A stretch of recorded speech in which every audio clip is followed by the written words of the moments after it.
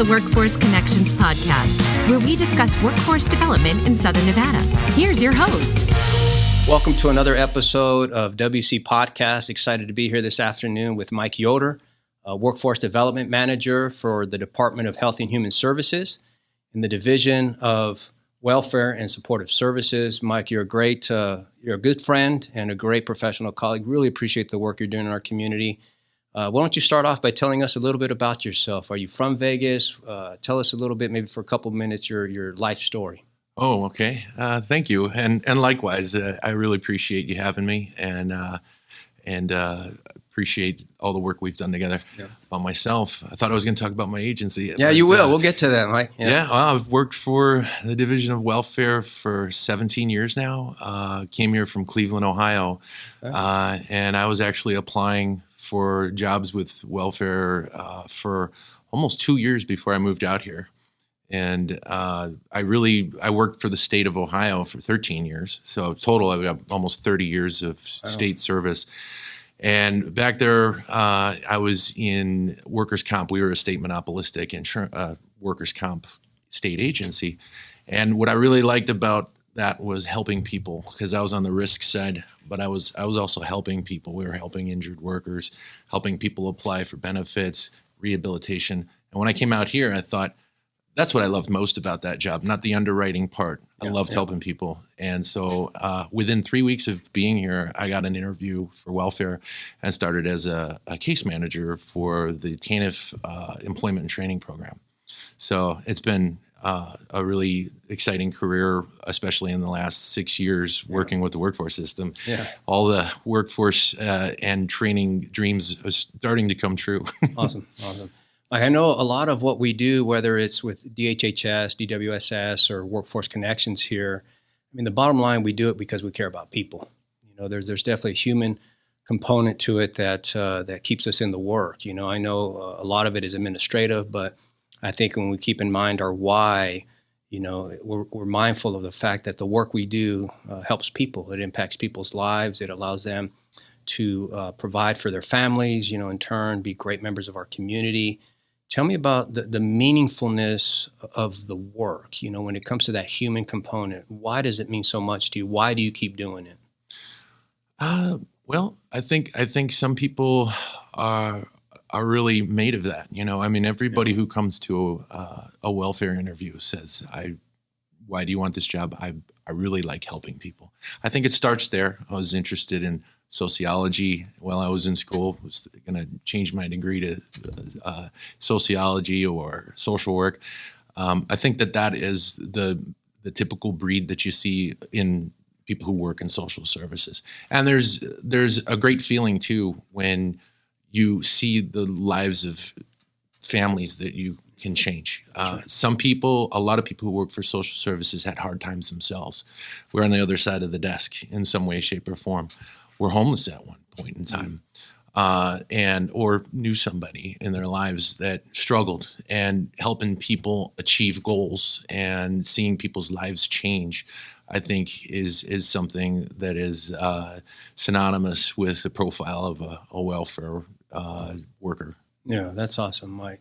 Mike, you know, just as a follow-up question, and I think you alluded to it a bit, you know, sometimes when we get into these administrative roles, we have to keep our heart in the work, right? Keep our soul in the work, keep our passion in the work.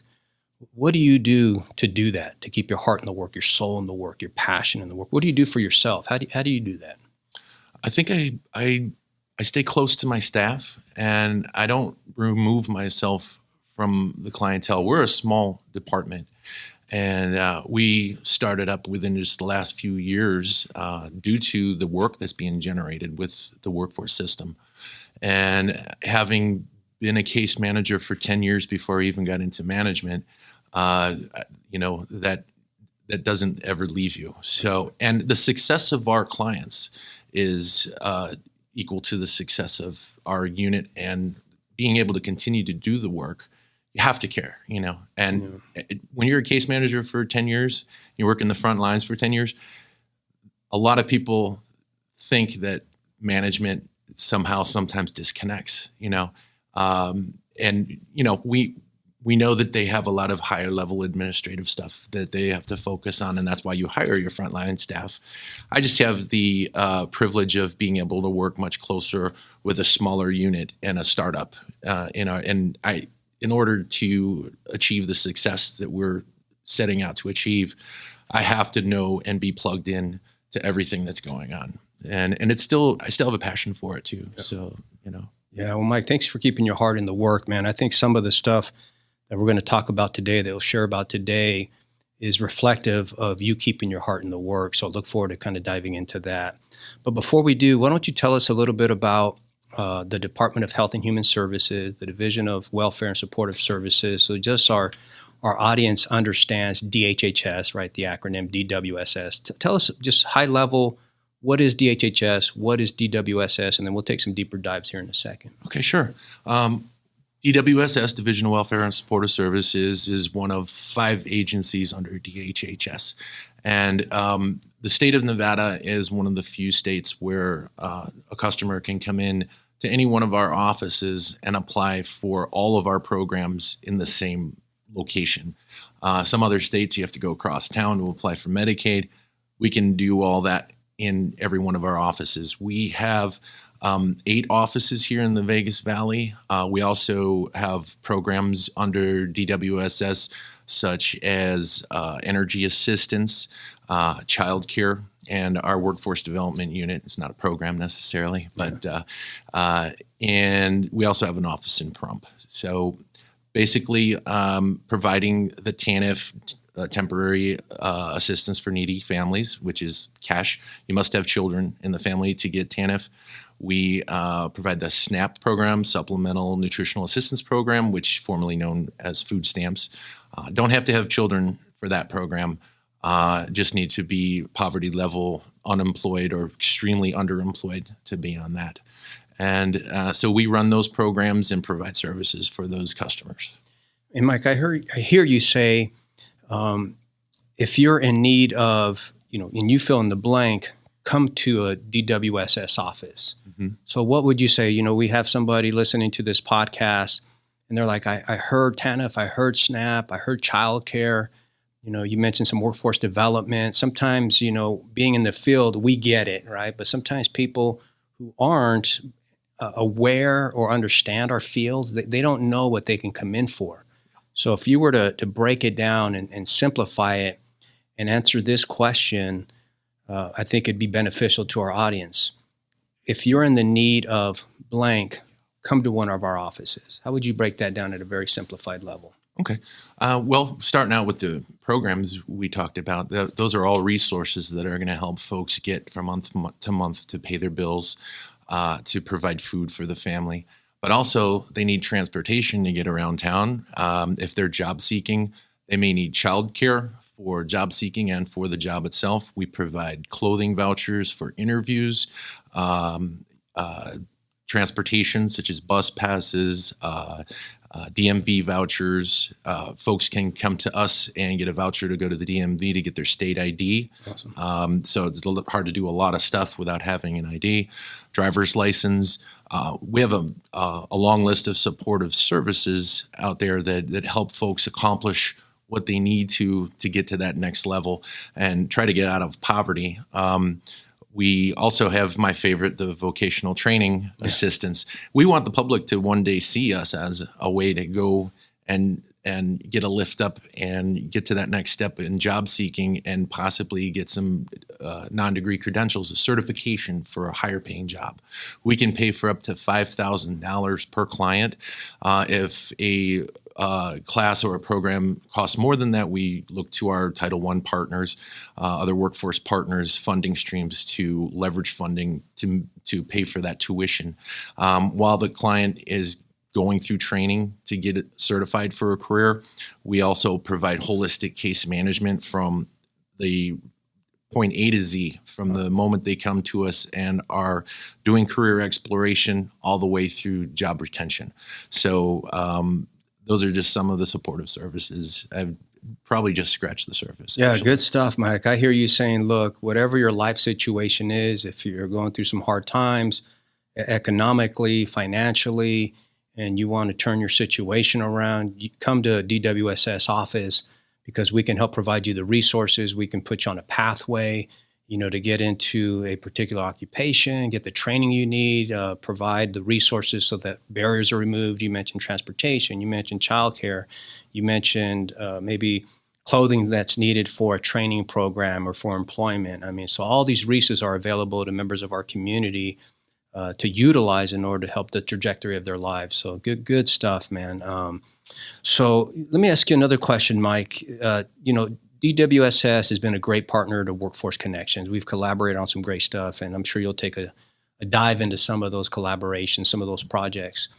But first of all, tell me about the importance. Why is our relationship as a local workforce development board important to collaborate and partner with an organization like DHHS, DWSS? Tell me about the significance, the importance of the partnership.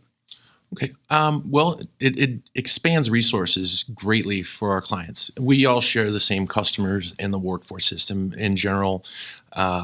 People in poverty, job seekers, immigrant population seeking work, all populations.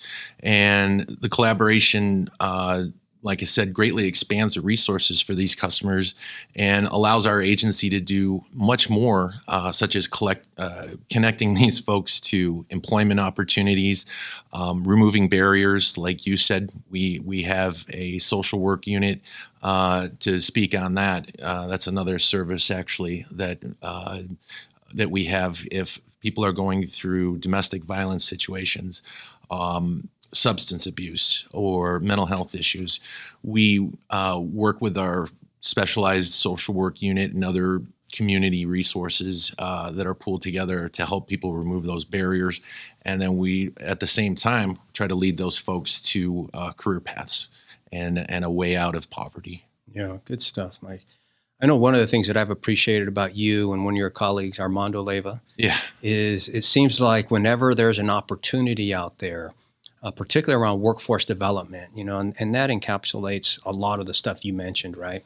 But it seems like whenever we reach out to you or to Armando, or you reach out to us about a potential initiative or collaboration, you guys have always been responsive. You guys always have let's do it spirit. How do we make this happen spirit? And it's appreciated because I've always believed that together, collaborating together instead of working in silos, we could accomplish so much more, do so much more for our community, for our kids in the community, our families in the community.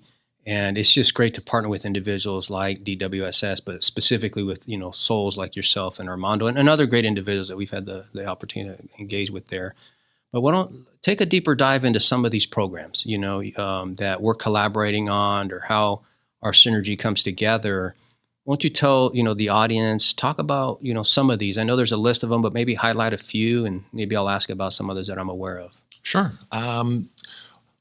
Well, we co-locate in about 7 libraries, and we also co-locate at the One Stop Comprehensive on Charleston and the Belrose District Office. Working with Workforce Connections has actually fostered that program for us since 2017. I was a TANF Neon supervisor at the time, and they came to me and said, "Hey, we've got this new mandate where we have to partner with the Workforce Board. We're going to get a career coach here, and one of your staff is going to go work over there." Started out with just one-on-one, and then Workforce Connections helped facilitate co-locations through 7 more libraries. And we've had some success, a lot of success stories. Actually, we're building a catalog of success stories now, which, that collaboration has helped us expand in the community and reach people that maybe never would have applied for welfare benefits. There's that stigma where some people just don't want the stigma of being on welfare. Some people don't even know how to go about reaching out to access these programs or services. One of the success stories that we've had in one of the libraries, we had a couple who moved to Las Vegas, had been here for a few months. They were living in their car, and a one-stop worker, Title I worker, referred those clients to one of our workers who would have probably never came across this couple if we hadn't been with the workforce system in the library. We got them set up with some job leads with the career coach. The gentleman had some experience in construction trades. And at the same time, we found out that they qualified through a RSDI qualification for rental assistance for 9 months. So they came into the library to cool off, using it as a cool station. This was last summer, and ended up with 9 months of rental assistance. And the guy was going to, or at least taking advantage of some job leads at the same time. So, Mike, if I may just interject there, that's a phenomenal story. Thanks for sharing that. And I'm sure, I'd appreciate, our audience would appreciate you littering kind of your responses with any other stories that you're aware of. But I think I wanted to mention that the significance of what you shared about TANF being co-located at some of our sites, it's our sites, right? Mm-hmm. Meaning together, speaks to the fact that an individual can go to one site and be provided all these resources. Before then, they'd have to bounce around in the community. And unfortunately, some face transportation challenges, right? Where if they need to take the public transit system, they have to jump on a bus to go to your office, jump on a bus to come to this office, jump on a bus to go somewhere else for the resources. So the significance of what you just talked about is the fact that they can go to one location and have all these resources provided to it. And so I mentioned that just to express on the behalf of Workforce Connections our appreciation for y'all's willingness to commit to that partnership and to show actions by having people placed at these one-stop locations so that we can offer this holistic, comprehensive array of services to members of our community. So just wanted to give a special shout out and thanks to DHHS, your director, DWSS, you and Armando again, particularly for working that out on a very practical level. So we have more spaces and welcome you to pretty much every space that we can get y'all a seat in. So again, because of the difference that it makes for people in our community. But again, you were mentioning other programs that we've collaborated on. Yeah. One of the other programs is the NOB grant pilot, for example. Workforce Connections reached out to us not too long ago, last summer. NOB stands for National Association of Workforce Boards. And what that does for our clients is our SNAP-ET clients, for example, have very little funding for vocational training, for the non-degree credentialing. We have one contract with a state school up north, and that's it as far as funding goes for SNAP-ET. The NOB grant pilot serves to improve collaborations between Title I and SNAP-ENT.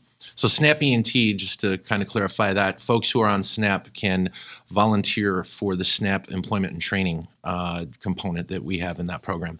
And that provides support services to help them find employment or a career. And like I said, the NOB grant brings us to the Title I funding and sort of stimulates that relationship so that those clients can get paid training and a career. So along with just that basic concept, workforce development also adds components such as job placement, employer relations, the holistic case management, and we partner with the Title I career coach on the case management components, and we do job retention all the way through a full year. So NOB grant is another collaboration that the Workforce Board has come to us and has been really fruitful for our clients. And Mike, one of the things that, again, you share all this great stuff and I can't help but want to respond to some of it, right? Yeah. I think, again, the significance of that is it disrupts our silos, right? So instead of DWSS doing, the same thing over here and us doing the same thing over here and being duplicative in our community, what you just spoke to is the fact that we come together to bring our resources together and figure out how to leverage each other's resources so that more can be offered to the individual, so that together that individual can go farther with the leveraging of resources instead of y'all trying to figure it out on your own, us trying to figure it out on our own. This idea of figuring it out together. So good stuff, man. Please continue to share some of this great stuff. Oh, absolutely. We also have been working on Project 354 for a number of years. I believe it was 2019. Senator Neal, who at the time was Assemblywoman Neal, came to us to work on a project that served Assembly Bill 354 at the time. Assembly Bill 354 addressed the disproportionately higher unemployment rates of African Americans aged 16 to 24 in certain zip codes. 89030, 031. They were in double digits when we were at 3% unemployment.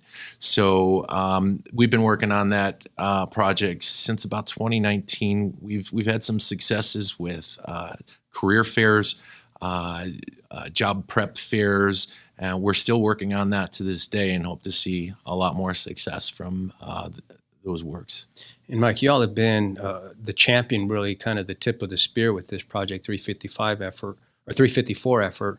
And I know it's appreciated in the community. And again, it's just because the kind of the bill sunsetted, so to speak, right? The effort has continued, and we're still focused on there. And it's a huge collaborative. It brings together just a myriad of partners around the community, higher ed, community-based organizations, faith-based organizations, the school district, obviously, your organization, Workforce Connections, and a list of others. And so, again, thank you for being kind of the champion with this effort and going into our communities that are high need, and that's what we're supposed to be doing together, right? Not kind of not targeting those areas, those affluent areas that are not necessarily needed these resources, but going into the communities that are in need, targeting, these populations that are in need, because, the way I like to say it is they're our brothers and sisters, right? They're our moms and dad, our nieces and nephews, right? Our cousins, right? And so, again, thank you for just getting right in the thick and in the mix of that great work. So I think you have some others you wanted to share. Oh, yeah. And I want to throw that right back to you, actually. We started out with Jeremy Pickett, and we were a team all the way through most of that until the shutdown. And I really need to say that the real champion is Senator Neal in that project. And, it's, without getting political, she isn't a politician who just set up that project and then detached from it. She is constantly on the ground in the community, working on that wholeheartedly right beside us all the way through. But to move on, I just want to say thank you and throw the gratitude right back at you. Yeah, it's mutual, Mike, for sure. So a couple of the other things, I know that Workforce Connections, one of the things that the collaboration and the partnership has done for us is provided information and training to us too. So we were case managers, and then we had an employment and training department, and we were able to provide funding and services. But we're not trained in workforce development necessarily in the field itself. We are case managers who learned what we could from our partners over the years. I think we've learned so much more in the last 5 years than we could have ever possibly imagined. National workforce development managers who've come through Workforce Connections, where you guys have put on seminars and conferences that brought us reports and data from all across the country, professionals, technical advisors. I feel like we've been through the Workforce Connections College, so to speak, of workforce development for a number of years. And we receive labor market data from the system, from Workforce Connections, LVGEA, DETR, and that has helped us to sort of figure out what direction to go in and what opportunities are out there for our customers. Yeah. I'll give you an example. LVGEA reported not too long ago that currently tech jobs make up a large portion of the top 10 most in-demand careers or occupations in our region.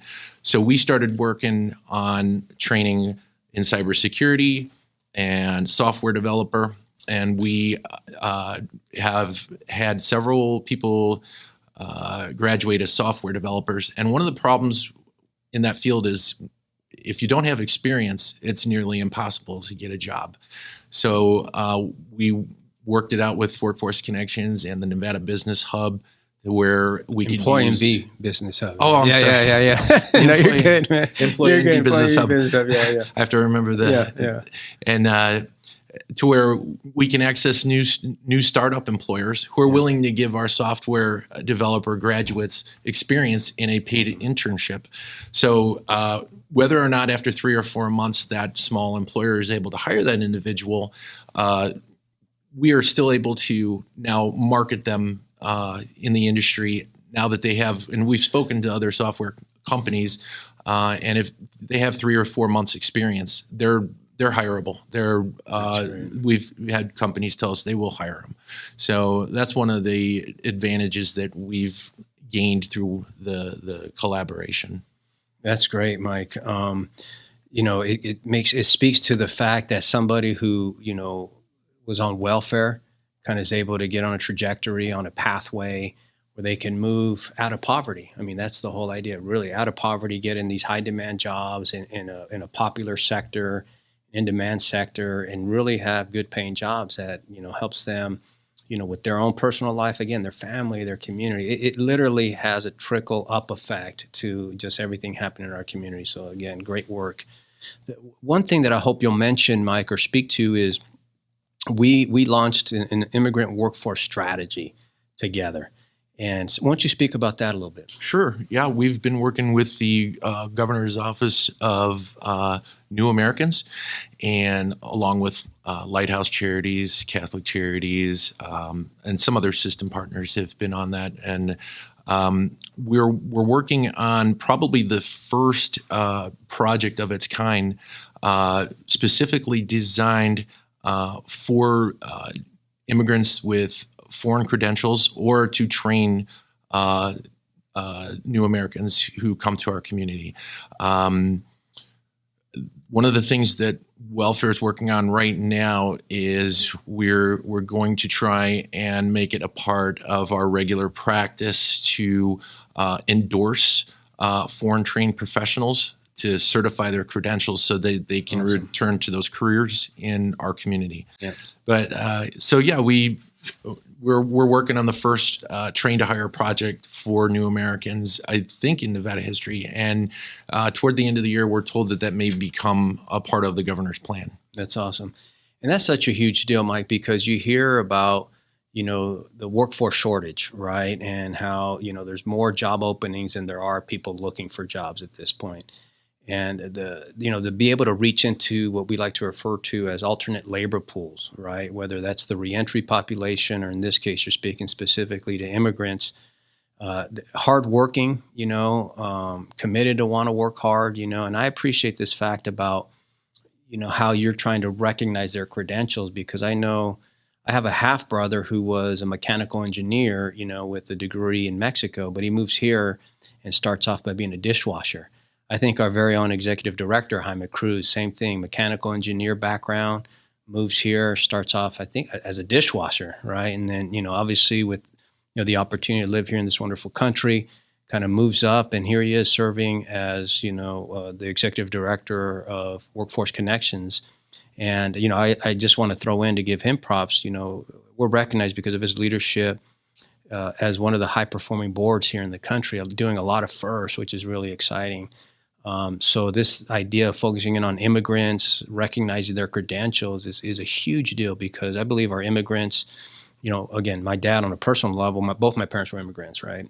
But so many of them exist here in our community, and to be able to be provided opportunities where they can not just skill up, but move through this process of utilizing their skills in our region, in our community, because they possess them and we need them, and it helps address the shortage. So awesome stuff, Mike. I know there's so much more, programs and collaboratives that you can speak to that we could probably spend the rest of this podcast discussing. But if you could just think about, our partnership, right? And what your thoughts are and what your ideas are about, we're doing some great stuff together. How can we, I'm a big believer, there's okay, there's good, there's great, and then there's phenomenal, right? I think we're doing some great things. What do you envision kind of being the next level for this collaborative between DHHS, DWSS, and Workforce Connections? What are your thoughts about moving forward, doing even greater things together? Well, I believe that we're on the right path now, and I think that some of the projects we're working on are so new that those are the next steps. Yeah. I think that the things that we are working on now, the connection to the employers, the workforce system has been working together so well with us. How, some of the things that we're working on will help remove the stigma for our clients, for our agency going forward. And that's really going to help our agency get the work done that we're trying to do. And, for a lot of folks, welfare, like for example, temporary assistance for needy families, that is a temporary program to help folks who have suffered a loss or a crisis in their life, which maybe left them unemployed or in a hardship. And that has a limitation. So we've got up to 24 months sometimes for a client to receive those benefits and get the work done. So we've got to move fast to put together a family plan for them to see success. The work that we're doing with the workforce system is giving us so many more resources and opportunities that we didn't have before. It's hard to say what's next when we're still imagining the success of what we're doing now because of it being so new. Yeah. Mike, I heard a quote recently that says something along the lines of, if things are under control, you're not moving fast enough.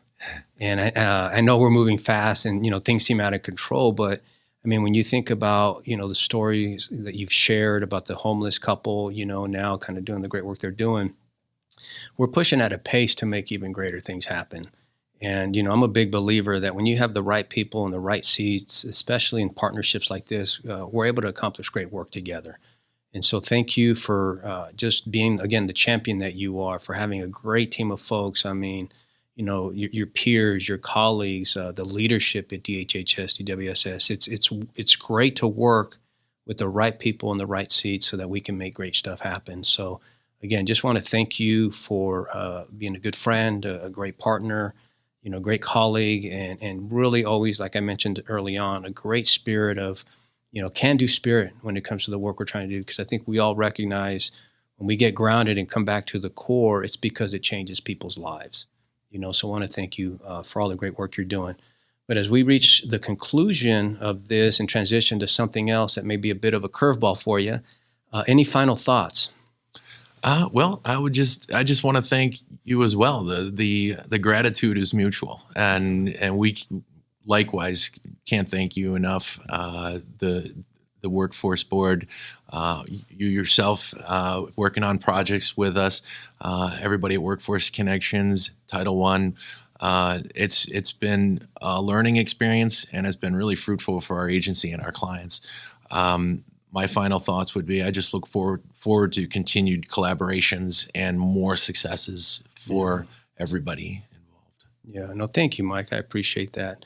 And I'd feel remiss if I didn't mention, I know on a lot of practical levels, kind of when it comes to the delivery of making a lot of this stuff happens. I know on our end, I do want to give a special thanks to Jeannie Kennan, and Shawanda Nance, who I know you collaborate a lot with when it comes to just the practical delivery of all these initiatives. So I just wanted to throw that in there because those are some really special human beings there when it comes to the work.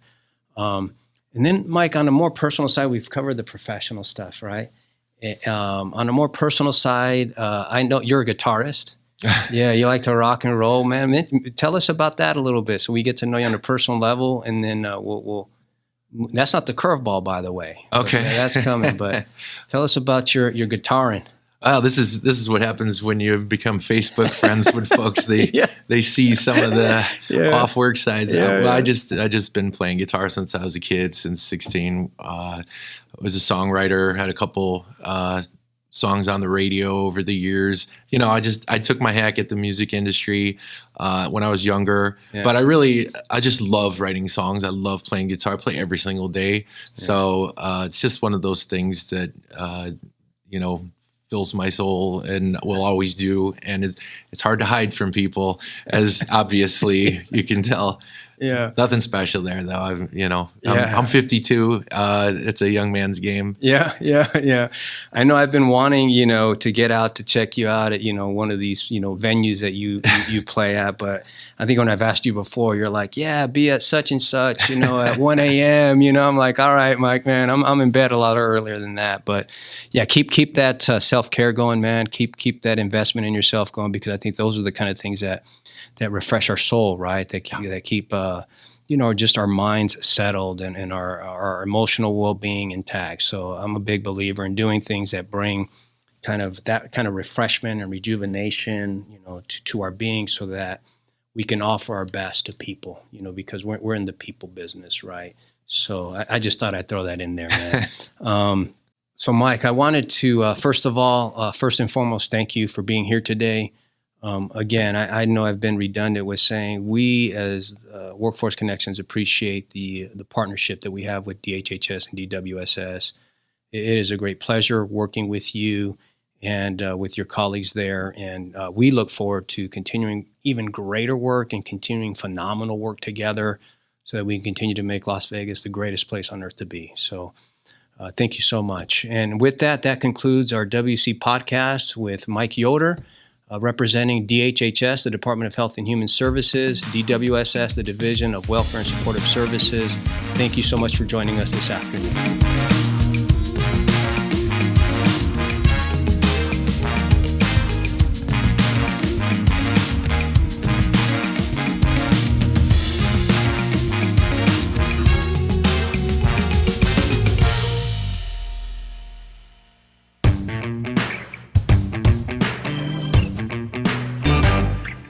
Welcome to our bonus segment, Against the Wall, with Mike Yoder, Workforce Development Manager for DHHS, DWSS.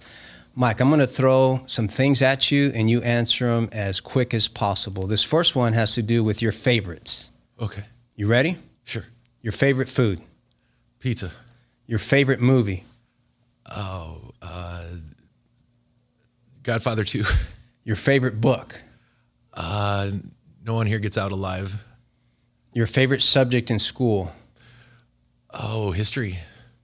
Favorite holiday? Christmas. Favorite way to relax? Play the guitar. Favorite artist or musical group? The Beatles. Now we're going to move on to a section called Tough Choices. Okay. Vacation or staycation? Vacation. More money or more time? More time. Live in a big city or live in a small town? Small town. Owe money or owe a favor? Owe a favor. Cook the meal or clean the kitchen? Cook the meal. Justice or grace? Grace. Actions or words? Actions. Led Zeppelin or Carlos Santana? Led Zeppelin.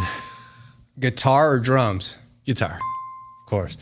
All right, Mike, and wrapping this up, finish this sentence. If Mike could live anywhere, it would be? Barcelona, Spain. Mike's favorite thing about his job is? Working with people. The best part of living in Southern Nevada is? The weather. If Mike could travel back in time, he would travel to? High school. The one thing Mike will never regret is? Having my little girl, Madison, who's now 12. 3 words that describe Mike are? Artistic, compassionate, and ambitious. And doing the WC podcast today was? Fun and